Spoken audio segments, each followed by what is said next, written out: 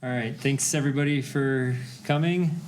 I'm really honored to have the opportunity to introduce ROUNAQ BASU. He's an assistant professor from Georgia Tech, and he is visiting us on one of the NCAR EDC faculty fellowships. It's a really cool program that I actually hadn't been involved with before. It seems like a really nice way for us to build our collaborations externally. So.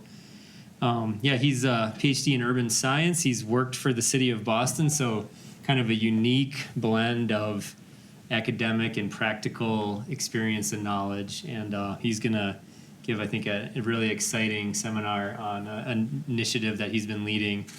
And maybe I'll steal a little bit of your thunder, but he told me this is the first time he's presented the end-to-end continuum of this initiative. So this is a first-time experience for everybody in the room and online. So with that, I'll let you take it away. All right. Thank you, Andy. Hello and good afternoon, everyone. Thank you for taking the time. I know Monday isn't the most popular day, and I've been taking proxy attendance by looking at the occupancy of the parking lot as we come in every day. So appreciate you taking the time. Today I wanted to share about our work on the No Heat initiative, and as Andy said, this is the first time I've presented on the entire initiative, so we'll be covering quite a lot of bases, and the initiative essentially focuses on how we can integrate urban microclimate modeling with transportation planning to think about resilient urban futures.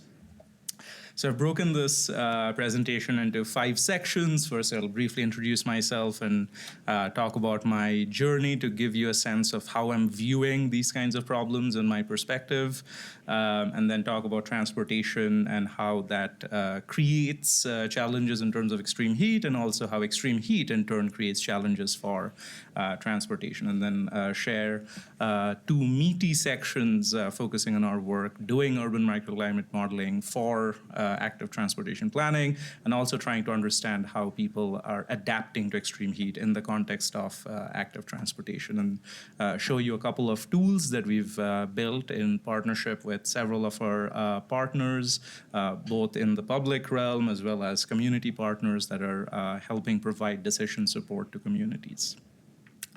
So first of all, I'm an assistant professor in the School of City and Regional Planning. I'm also the research lead at a new interdisciplinary research center at Georgia Tech called the Center for Urban Resilience and Analytics. My background is in transportation plan engineering, as I like to call it. Started out in civil engineering, focusing on transportation, and then moved more into the urban planning realm, doing a lot of urban science, analytics, and more recently, microclimate modeling. I like to think that my superpower is coming up with cool acronyms. Here are a couple. My research group is called REMAP, Resilient and Equitable Mobility Analytics and Planning, so kind of playing on the spatial part as well as mobility, of course. And this initiative that we've been working on is called No Heat, Neutralizing Onerous Heat Effects on Active Transportation. So that's my superpower. My research focuses on 3 different themes. First, thinking about how we can understand pathways to make cities more sustainable, focusing particularly on transportation, but also thinking about transportation as connecting to other urban systems such as housing, land use, energy, public health, and so on. And I also focus on mobility justice, trying to think about communities and modes of transportation that have been historically underexplored, underinvested in, so thinking about modes such as walking and biking in particular, and public transportation, of course. As Andy mentioned, yes, I do a lot of research in academic settings, but I've also worked in practical settings at the Boston Region MPO, which is a regional planning agency. Every large urbanized area has a regional planning agency or an MPO. There's one in Denver as well. And I've also spent some time consulting for the World Bank. And I also engage with advocates in the transportation space. I serve on the board of Walk Massachusetts, which was formerly known as Walk Boston, the first ever pedestrian advocacy organization in the US. And more recently, after moving to Atlanta, I've been engaging with Propel Atlanta and serving as a community volunteer with them. We have several projects in partnership with them. And although I am currently in Atlanta, I've had the pleasure and privilege of spending time and working in many places around the world. So it's not just working with data sets from these cities, but I've also spent time on the ground in most of these cities.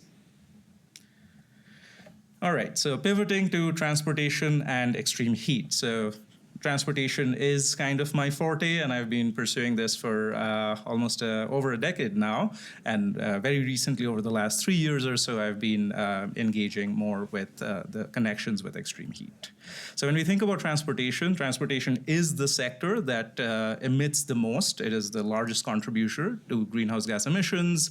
And within transportation, that comes primarily from us driving around in vehicles, primarily in what is known as a single occupancy manner, which means there's only one person inside that vehicle, right? So that's not a very efficient way to move around. Unfortunately, there are constraints and larger societal conditions that force a lot of people to do that, and that contributes to a significant amount of greenhouse gas emissions.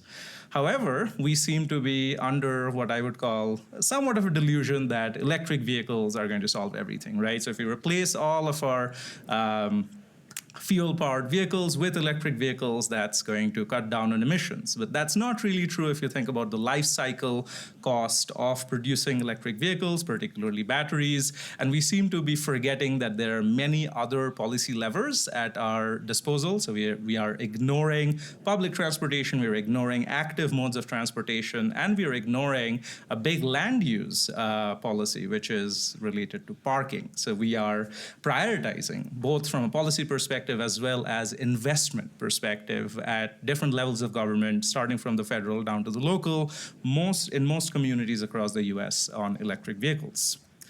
Unfortunately, replacing vehicles with a different kind of vehicle isn't really going to help us solve some of these other challenges that we experience in auto-dependent societies such as the US. So when we think about roadway fatalities, unfortunately, around 300,000 people die every year while walking. That's a global estimate.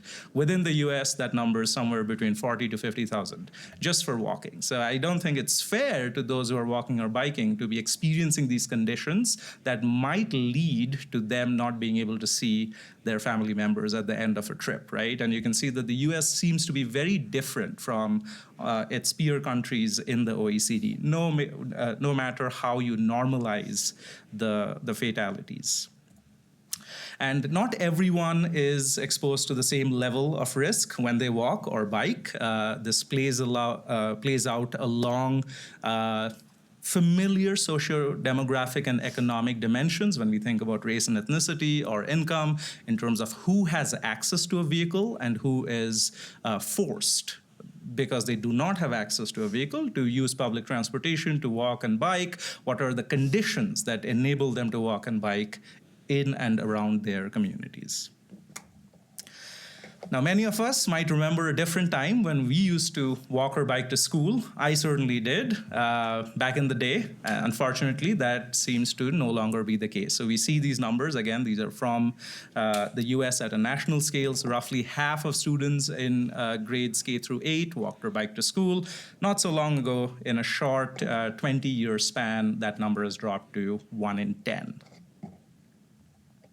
However, it's not all doom and gloom. There is potential to shift people away from cars, right? So yes, there are certain kinds of trips that are much better served by personal vehicles. However, a lot of car trips are extremely short. And if we were to convert even a fraction of those very short trips to other modes, such as public transportation, if and when available, but also walking and biking, we would be able to bring about significant improvements, not just in terms of emissions, but some of these other negative consequences as well. But there are challenges which we have somewhat limited control over. And that's where we get into this idea of extreme heat, right? So we think about climate safety and we think about the barriers that people experience when they are trying to use alternative modes of transportation. Now, these are all photographs I've taken as I've traveled across the US, particularly in the summer. And we seem to think that putting just a pole up or putting metal benches in the desert sun makes for a bus stop. Unfortunately, That is not the case, and I would not recommend trying to sit on that metal bench. I did test it. It was extremely hot at around 2:30 in the afternoon, and you can see that in different climate zones, now these are 3 different places in 3 different climate zones, and bus stops are primarily planned at a local or at best regional level. And this consistently plays out in similar ways in terms of what constitutes a bus stop, right? So not only are people being exposed to dangerous levels of heat as they walk to the bus stop, but also while they wait for the bus, right? And we know that buses rarely arrive on time, which means that you might be waiting for more than 15 to 20 minutes at times. And when we look at pictures, 2 different pictures, these are from Boston of people biking. So these are taken from some bike audits that the Boston Region MPO had done. And you can clearly see the differences. And if I were to ask for a show of hands, which one would you prefer biking along? Most of you would likely prefer the one on the left, right? So there are certain conditions that make it not just safer, but also more comfortable and more convenient to walk and bike. And we need to be thinking along those lines as transportation planners. So that's the perspective that I'll be bringing in. I'm not an atmospheric scientist. That's Andy's domain, which is why this partnership makes a whole lot of sense. So what have we been doing in terms of urban microclimate modeling thus far? So when we think about extreme heat, these are just a couple of snapshots from media outlets in Atlanta. Public media tends to characterize extreme heat in a couple of ways, and that's how most people relate to extreme heat. One is how hot is it, and how has the temperature or the heat index been rising over the last X years or so. So we see that and track that increase.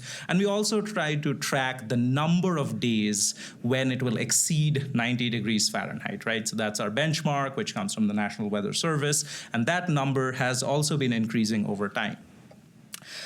We are familiar with the heat index, which is a composition of the air temperature and relative humidity, and the heat index is often used in public health communications, right? So the National Weather Service advises us that, okay, if the heat index exceeds 90 degrees Fahrenheit, we need to be putting out extreme heat advisories. If the heat index exceeds 95 or 100 degrees Fahrenheit, then it becomes a warning, right? So this is used by not just the public media, but also public health agencies to provide real-time directives and communication to communities.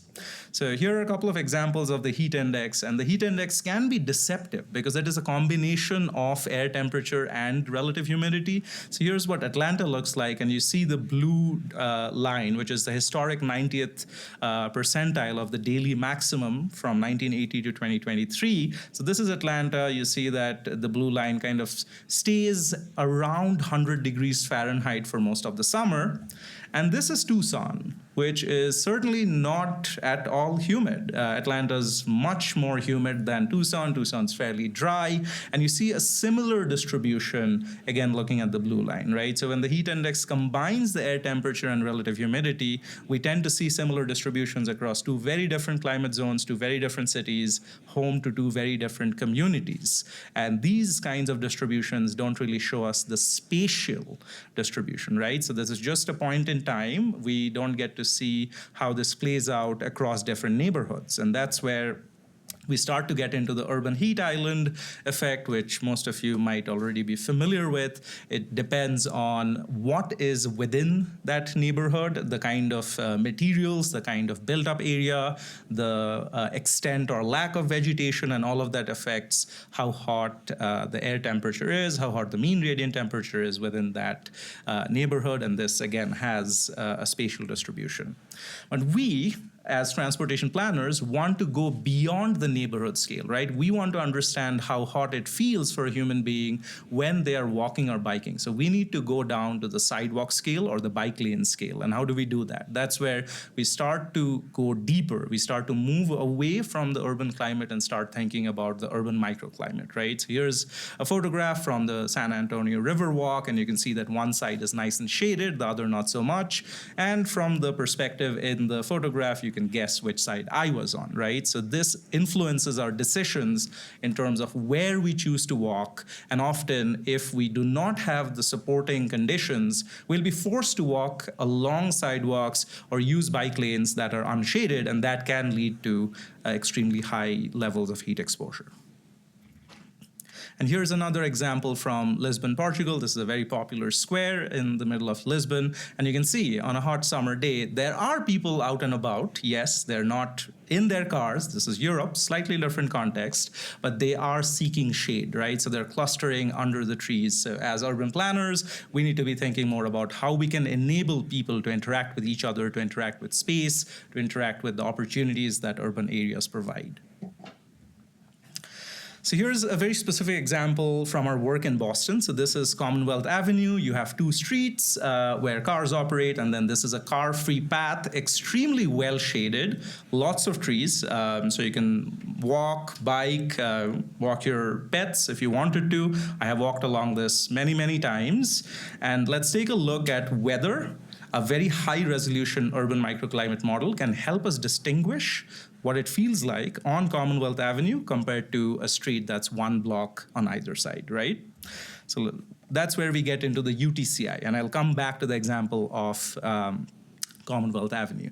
So we have the UTCI, which is the Universal Thermal Climate Index, which we have been using at a very high spatial and temporal resolution. So we've been estimating the UTCI at a 1 meter spatial resolution for every hour of the day. We focus on particular hours, but we can generate this for every hour of the day. And as you can see, this gives us much higher granularity and spatial detail compared to the land surface temperature, which is often used in urban planning to look at the urban heat island effect. So Commonwealth Avenue doesn't really pop up when we look at the land surface temperature, but then when we look at the UTCI, the Commonwealth Avenue is clearly cooler than the surrounding blocks.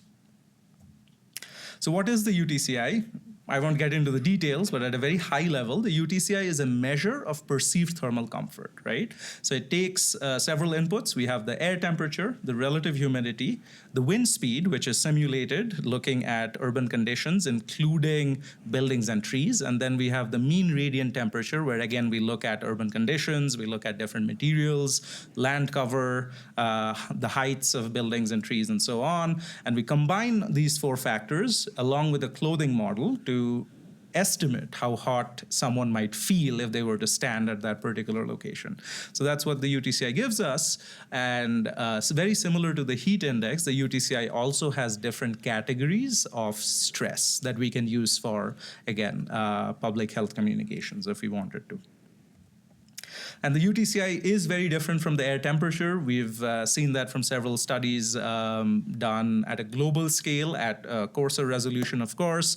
And this also changes not just spatially, but temporally as well. The UTCI can be used to look at cold stress, not just heat stress. So it does extend into the negative degrees Celsius as well.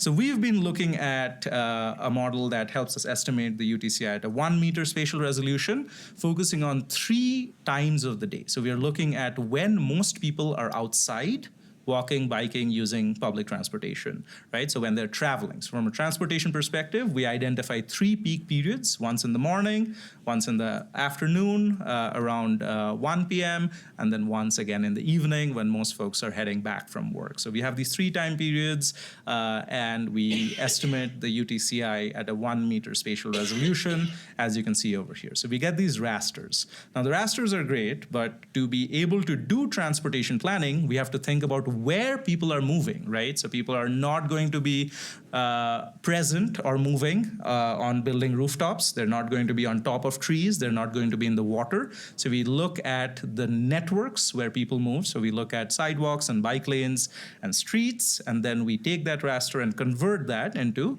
a network link level UTCI. And again, similarly, we can do this for different times of the day. Now coming back to our example, so here are a couple of spots which are on adjacent blocks to Commonwealth Avenue, and you can see the different conditions along these streets, right? So we have Marlborough Street, which is somewhat shaded. Commonwealth Avenue, of course, enjoys a lot of shade. And Boylston Street is a commercial corridor, lots of amenities, lots of storefronts, not a whole lot of trees. And this shows up quite clearly when we plot the UTCI, right? So we see that Boylston Street has the highest UTCI shown in red, followed by Marlborough Street in orange, and then Commonwealth Avenue in blue. So that is being reflected through our estimates of the UTCI. So how do we use the UTCI? So we have a very high resolution UTCI data set. So how do we use it to look at heat risk, exposure, and accessibility? So I'll walk through 3 examples. So first, focusing on heat risk. So what we are proposing is that we need to think about heat risk in a different way compared to how others have been looking at in the field of urban studies and urban applications, where mostly people focus on where is it the hottest. Now that has some value of its own, but that's a location-based measure or perspective. And we want to think about not just where is it hot, but where do you have the most number of people outside, right? Where are people moving around in space, especially as they walk, bike, or use transit. So when you combine that mobility data, again, at the network link level with the UTCI data set, that gives us a new and different measure of heat risk. That's what we've been using. So we have the UTCI data, and then we estimate pedestrian and biking activity at different times of the day using data from one of our data providers, Replica, and then we can overlay those 2 layers to identify high-risk locations. We can do this at a regional scale, which we have done for Metro Boston, and we can zoom into specific communities. We can look at this at a municipal scale or even a neighborhood scale to identify the highest risk locations within that specific municipality, and that's local. And I'll show you a couple of examples of that as well. So here's what we have. These are the network link level UTCI data sets at different times of the day. So I'm showing morning peak and afternoon peak. We also have the evening peak, which I'm not showing here. And then we take that and let's zoom into Boston. So we did this for Metro Boston, but then I'll show you a more local example. So you have the UTCI for Boston for every single link in the network. We also generate similar estimates of the number of people who are walking and biking. So that's our trip count data set. And when we overlay these, then we can try to identify these high-risk corridors, right? So these represent, and we can set the threshold however we want to. In this graphic, we are showing the top 10th percentile of the UTCI and the trip count. And what you'll observe is that these high-risk corridors that are emerging not only change by time of day, but also change depending on the mode of transportation you're looking at. So people walking experience higher risks at different locations compared to people biking. And that makes a whole lot of sense when you just think about it, taking the scientist hat off, right? So when we look at high-risk corridors, again, just showing a couple of examples from communities in the Metro Boston area, Chelsea, Everett, and Revere, who were our municipal partners for the project we were doing over there. On the left, you have high-risk corridors for walking. On the right, you have high-risk corridors for biking. And these are separate, right? That's something that emerges quite distinctly. So then how do we ground truth this? So we worked with our partners, both community partners and the Boston Region MPO and our municipal partners. There are different ways in which we can ground truth this. We did walk and bike audits with sensors. We did focus groups and surveys of community members using those spaces. But there are other ways that we can also use, right? So on the left, you have this image that was captured by heat drone on the Georgia Tech campus. We did not use that in Boston, but I'm illustrating that as an example of something that we could use. We also have FLIR cameras that provide this sort of infrared images of the surface temperature, and this was shared by a colleague from the University of Arizona. This is something they've been doing in Tucson. We have specific sensors that we've been using in Atlanta, the Kestrel meters for measuring air temperature and humidity, and then purple air sensors for measuring air quality. And we've been going out into different neighborhoods and collecting these data that can help us ground truth what we have, but also calibrate and validate our model. And then again, some other images shared from my colleague at the University of Arizona. So this is a Marty cart.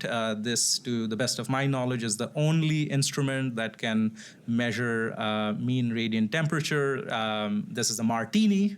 They call it that because it's a smaller version of a Marty cart that they've been going around and collecting data in Tucson with.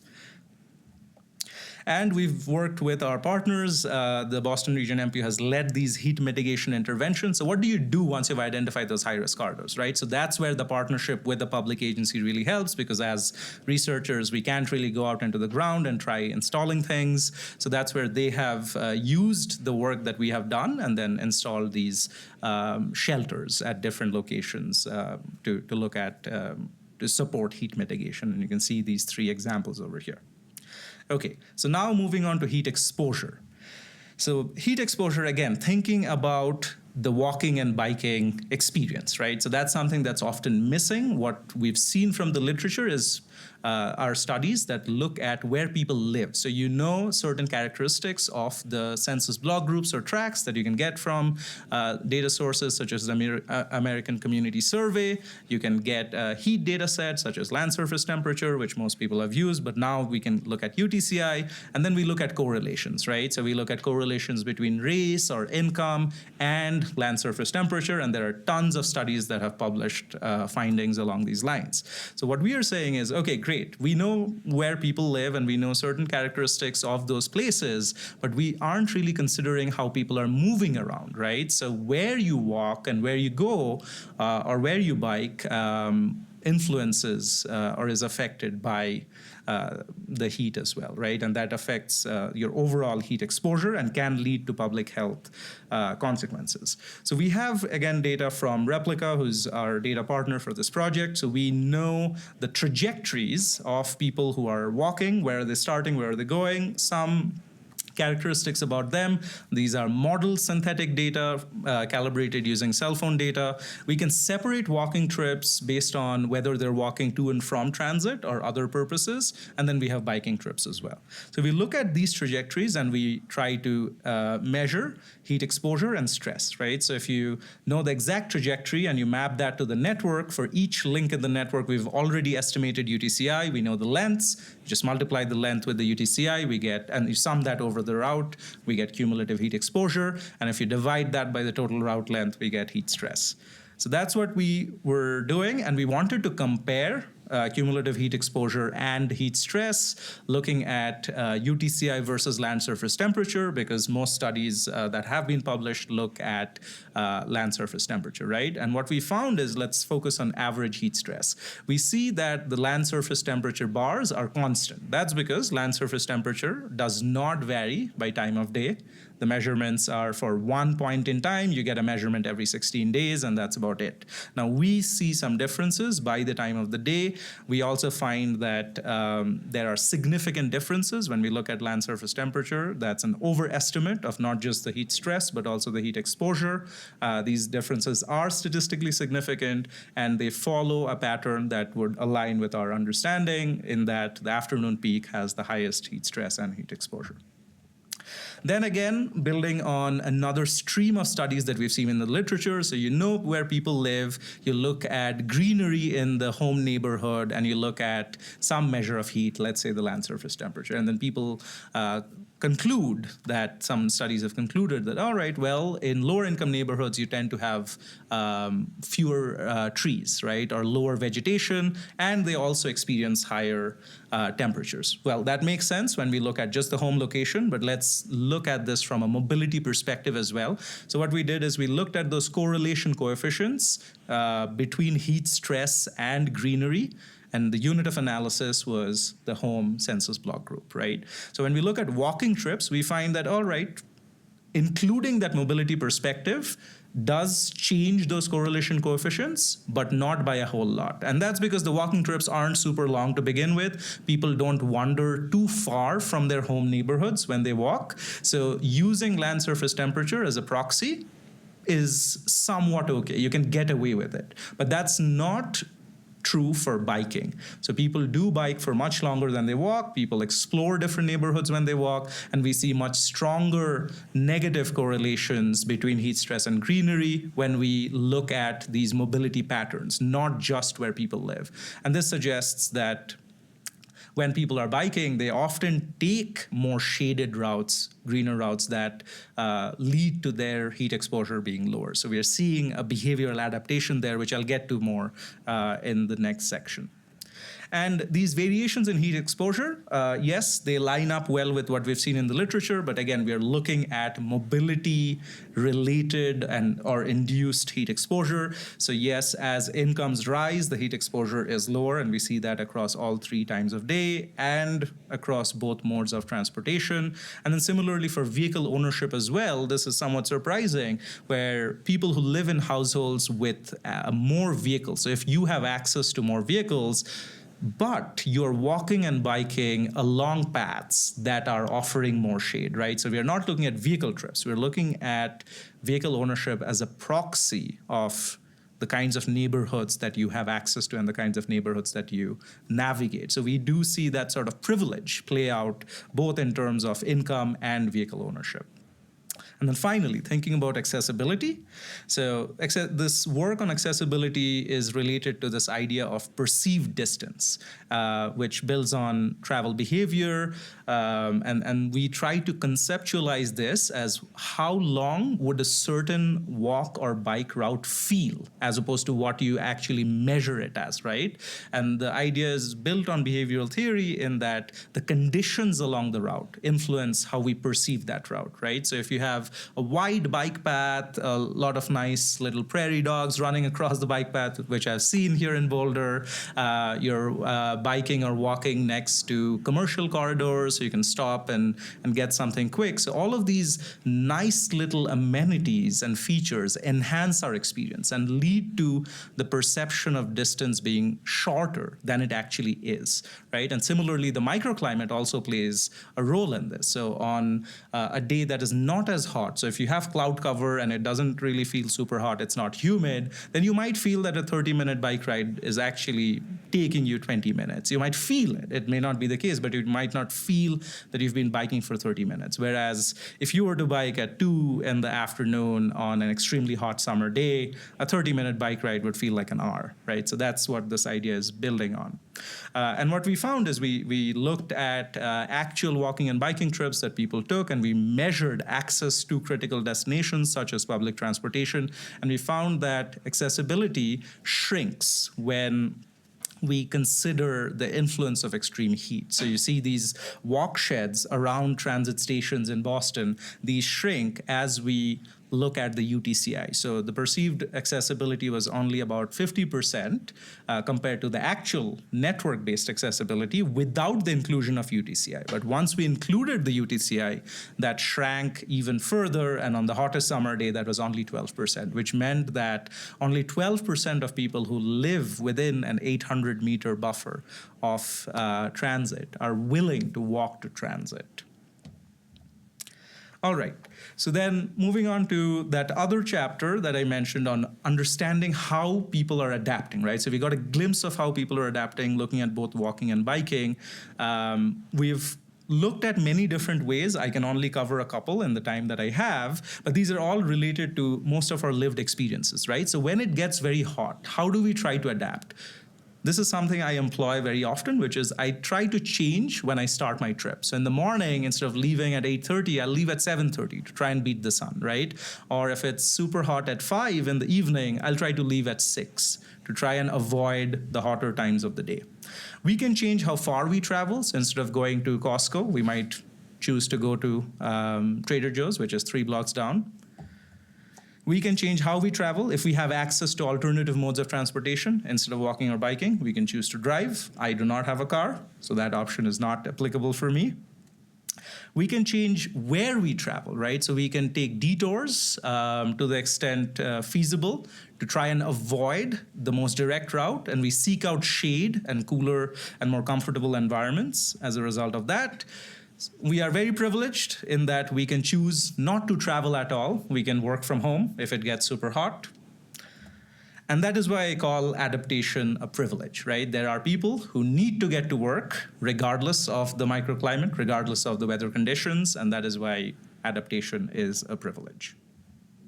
So I'll focus on 2 studies that we've done on walking and biking, but we've looked at other modes of transportation as well, including taxis and ride-hailing. We've looked at public transportation, and we've looked at a more multimodal, holistic view using cell phone data, which my student Hojang here did her master's thesis on.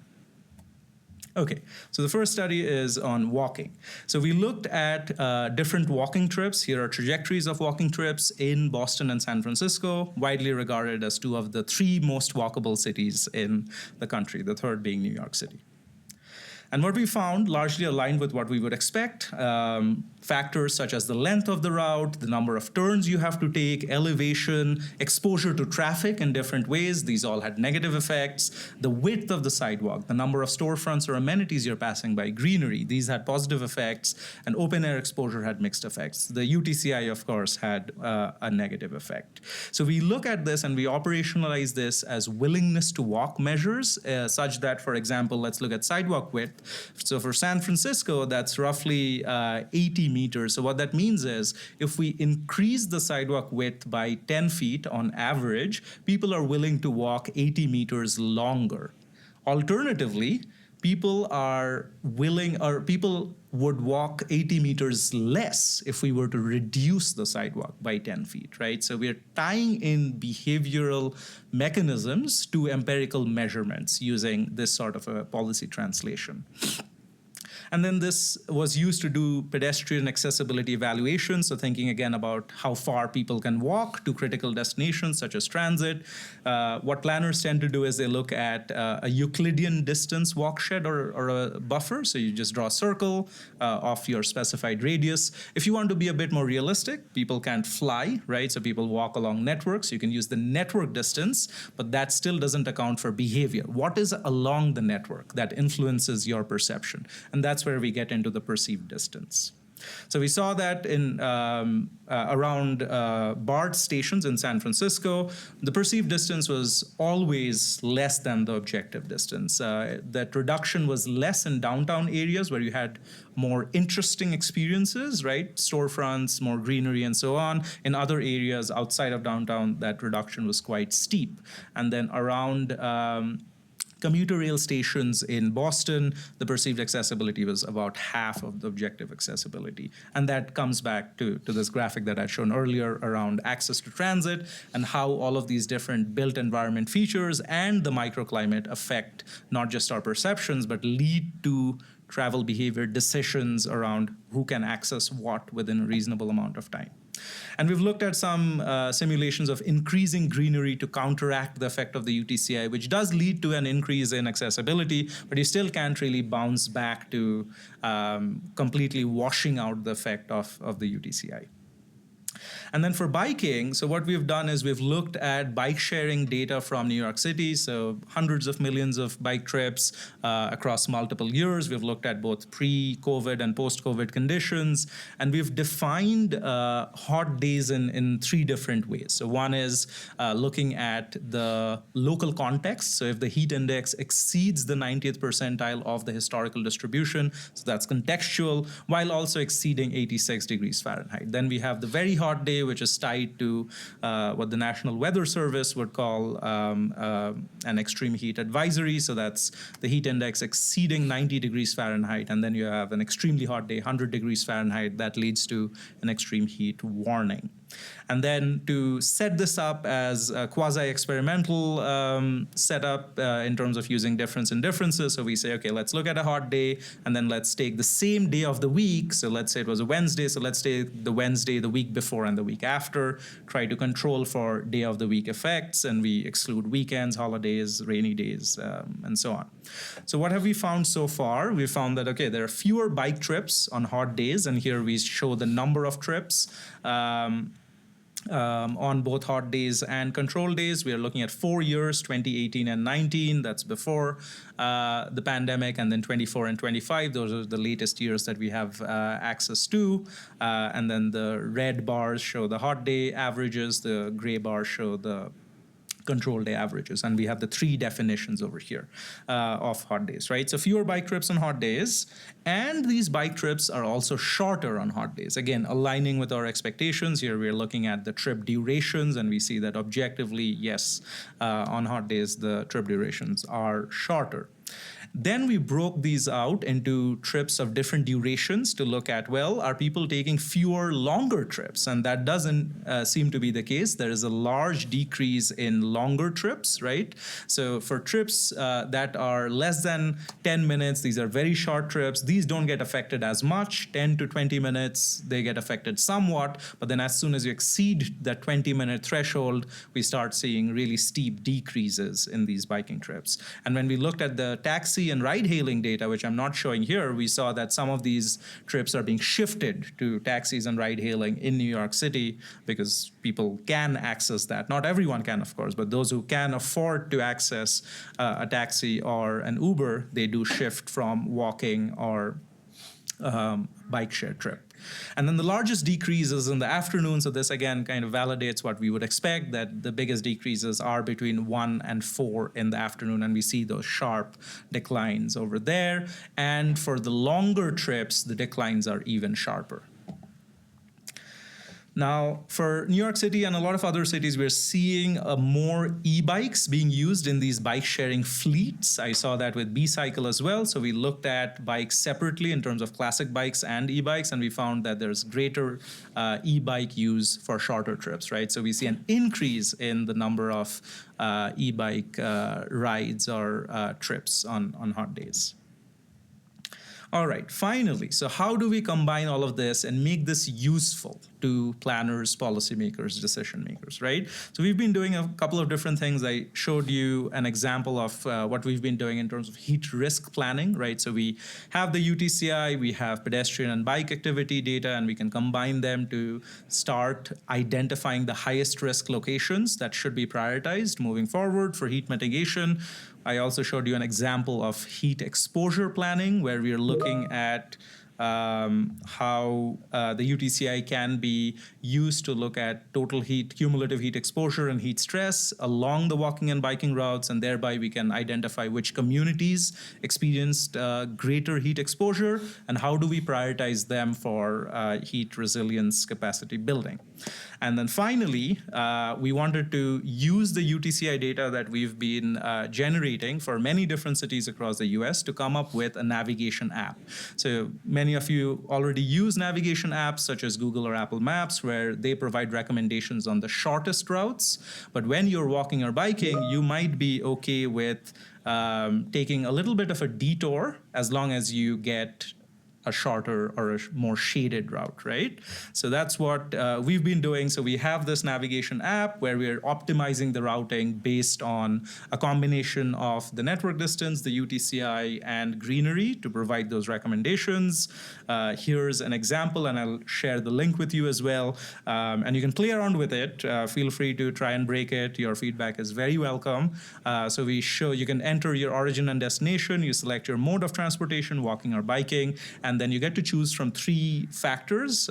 So you have distance, heat, and vegetation. You can select a combination if you want. And then we generate up to 3 alternative routes, and we guarantee that they will be cooler. If we cannot find cooler routes, there will be a message saying that the shortest route is the coolest route. So that was the idea, and the idea was to help support people who can walk along cooler and safer routes and minimize their heat exposure as they get around to all of the destinations that they need to get to. And I saw this very opportune moment, which is the FIFA World Cup, and I pushed my students really hard to get everything ready on time. And I'm very pleased to say that we do have this app supporting 10 of the 11 American cities that are hosting World Cup games. Kansas City is not on here because they decided not to provide transit to get to the stadium, and we decided we are not going to support them. So our goal is to help support transit agencies and these cities in helping the hundreds of thousands of visitors who are coming in to watch these games to take transit to the stadium, right? We don't want more cars, more taxis, more Ubers on the road. We want people to take transit, and these are people who are not familiar with these environments, right? Even if I were to go to a different city, I wouldn't be familiar with that neighborhood. So once I get off the bus or train, how do I get to the stadium? And that's where this app can be helpful. So we have defined this 1 mile buffer around each of the stadiums, and you can select any transit transit station and try to find cooler routes from those transit stations to the stadiums. And we also offer support for different gates. If you know which gate you're supposed to be entering in, if that's printed out on your ticket, you can even select the gate. So that's all I had. I do want to take some time to acknowledge the many people who have supported this work, right? It does take a village. So many students in my research group have supported all of this work. As Andy mentioned, this is the first time I'm presenting on the entire initiative, not just one study. So Hojang is here, but there are many others who are in Atlanta who've supported this work. We have been very fortunate to partner with public agencies such as the Boston Region MPO and the ARC in Atlanta, and community partners who've helped us make this work useful. And of course, there's been a lot of funding support, both internally from Georgia Tech as well as the state of Massachusetts and the US Department of Transportation. And finally, yes, these are all known entities, and I'm very glad that I have this opportunity to be here, spend some time along with Hojang. And I want to thank Andy, Alia, and Perrin for supporting our visit, and we look forward to taking this forward in collaboration with NCAR. So that's it. I'm happy to take questions. I'm here until the end of the month, so if you want to meet with me, it would be great to meet up in person and get coffee. If you want to follow our work on LinkedIn, that's the first QR code. If you want to check out the Cool Routes app, that's the second QR code. If you manage to break it, please let me know, because that's an opportunity for improvement. Thank you.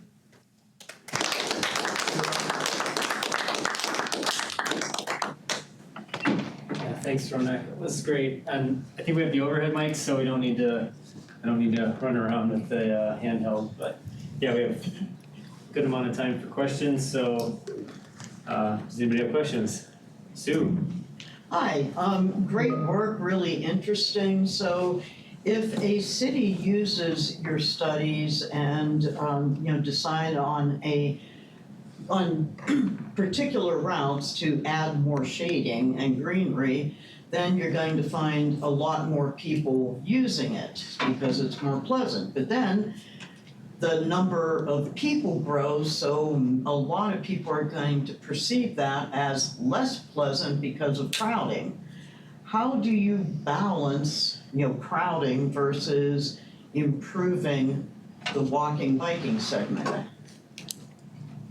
Great question, because we are seeing that with the Atlanta Beltline now. Atlanta is a famously car-dependent city, and the Beltline was meant to provide more opportunities for walking and biking in nature, and it's become too popular for its own good, as some people say, and now there are complaints about crowding, especially with the use of e-scooters and other motorized, smaller devices that can be a hazard for pedestrians. So one way we can think of this is if we have a factor for crowding in our estimate of perceived distance, if we know the extent to which crowding can influence perceived distance, that'll help us get a more accurate estimate of the perceived distance, which it does not right now. Crowding is not one of the factors we have looked at.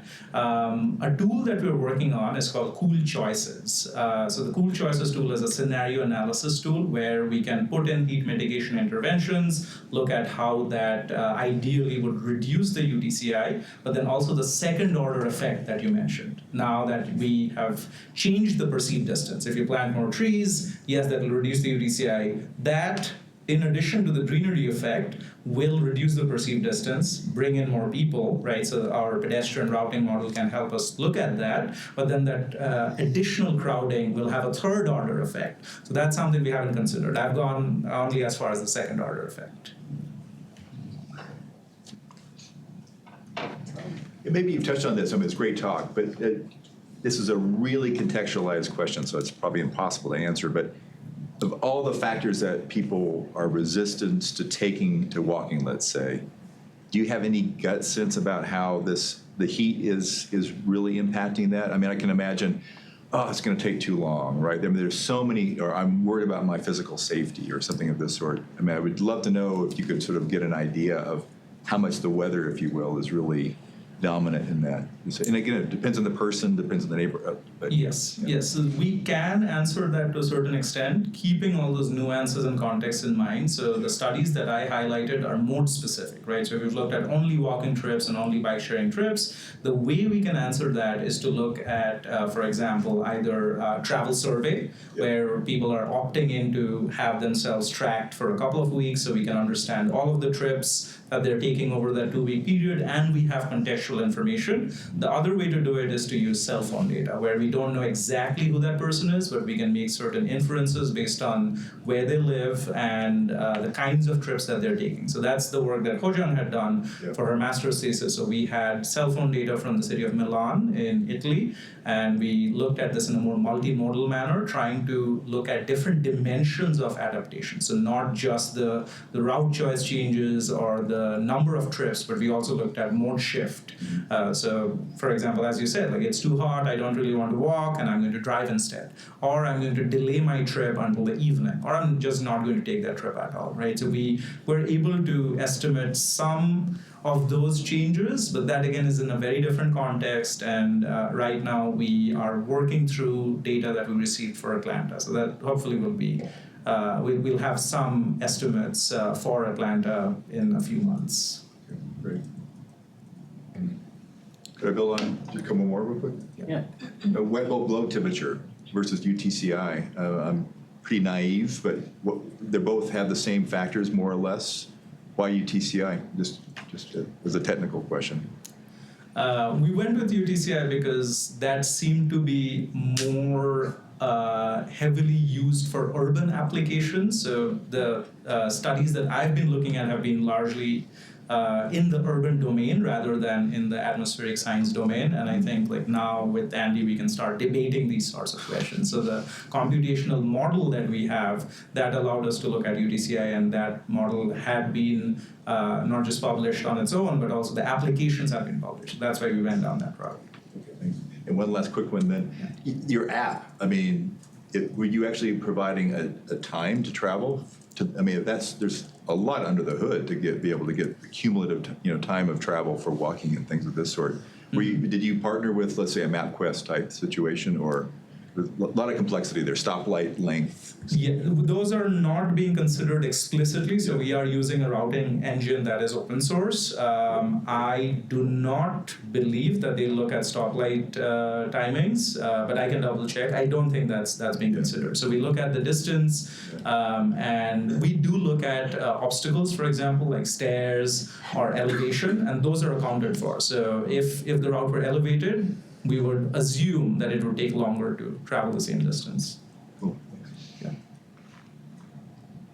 Maybe we'll do Chris first. So this is Chris Castro Online. Very nice work. I think also to Sue's question, it gets at a larger issue that heat exposure is not necessarily the only factor that will influence overall human comfort, both physical and psychological. What about public safety? So for example, crime rate, so are other overlays. Yes, so this is something that we have thought about, and we are looking at traffic safety in particular, right? Looking at different factors related to exposure to traffic in terms of what is next to you, right? Is it a 6-lane road with a speed limit of 60 miles per hour? And that obviously is going to make you feel more unsafe. So we've looked at that dimension. We have not looked at crime and personal safety in that sense because the data aren't available at a high spatial resolution. So you'd get like crime statistics at the neighborhood level. You can't really get down to the block or sidewalk level.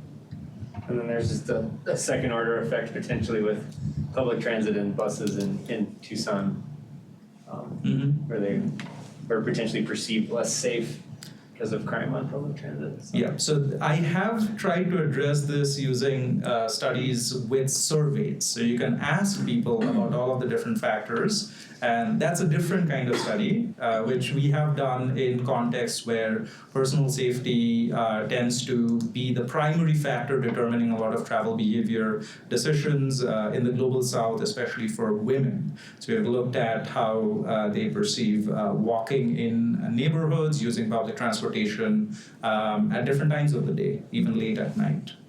Yeah. Oh, yeah. Yeah, thank you so much. Great presentation.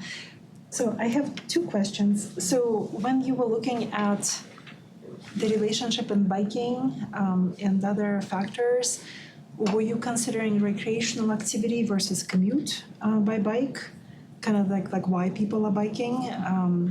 So that's one question. And then the second question is the distance versus heat conditions for walking, whether it's also kind of adjusted, like if it's above, whatever, 95 degrees, would it be a quarter mile versus half a mile if it's 85 degrees, or, like in terms of kind of recommended distance versus the actual, like the heat condition? Mm-hmm.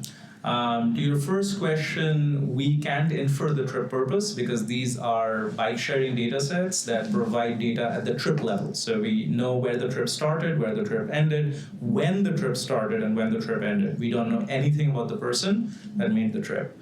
And the way we've tried to control for potential variation in trip purposes is we look at what is around the start location, what is around the end location, right? So we look at different kinds of amenities or points of interest, we look at transit, we look at parks, and we use those as control variables in our model. So that's one way to do it, unless we know exactly what the trip purpose was, and to do that we would need travel survey data, which we do not have. To your second question, the effect is nonlinear. So in the published study, we showed that as the UTCI increases, that effect on perceived distance, the negative effect, increases in magnitude as well. So the negative effect becomes stronger. So we've looked at it I think we had 3 categories. We weren't able to get up to the extremely high heat stress conditions because the data were from Boston. Boston doesn't really experience extremely high heat stress, right? So we had, I think, this is a wild guess. I'll have to go back to the paper. I think it was like less than 30 degrees Celsius, 30 to 32, greater than 32, something along those lines. Yeah, great work. I really loved it, and I will definitely check out the app. I have one quick question. Like, I saw the UTCI raster, and you transformed that into a travel route level. I was wondering, was that a model or basic GIS? Just spatial analysis.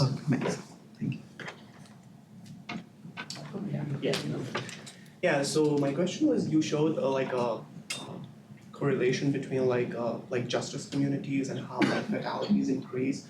So do you have any plan to consider that, or are you already doing that to to consider such, how can you put that in your application to focus on those communities so that they get a better any use from this study or For that particular facet, or for the microclimate? From your research, because you mentioned that how does it can help them, those communities in particular. That's where the community partners come in, right? So yes, we are doing a lot of research, and our public partners are helping us implement certain kinds of interventions, but then how do we make this useful for advocacy, right? So that's where we're partnering with Walk Massachusetts and Propel Atlanta. We have been doing focus groups in different communities, sharing this sort of work and explaining the implications of the work. The data are all made public. The app is made public so that different communities can use that, especially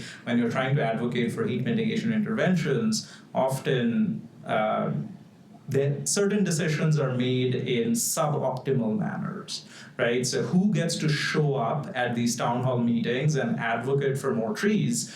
That matters a lot, and public agencies are working with limited resources, right? So if you can only plant 1,000 trees every year, and you have 5 people from the wealthiest community showing up at 2 p.m, because that's when only they are available and everyone else is working, then unfortunately decisions are going to be made in their favor. So that's where that sort of partnership becomes very, very important. Shusan, you do the last question, and then we can just disperse and we can follow up after. So when you calculate UTCI, do you calculate any anthropogenic heat emissions like vehicles or AC? We do not. Yeah, okay. Yeah, the next frontier that I'm interested in is looking at high-resolution air quality modeling. So the EPA has a model called MOVES, which provides pretty high resolution data on certain air quality indicators, but I haven't explored it to the extent of like trying to use it for active transportation planning. All right, well, let's thank ROUNAQ one more time.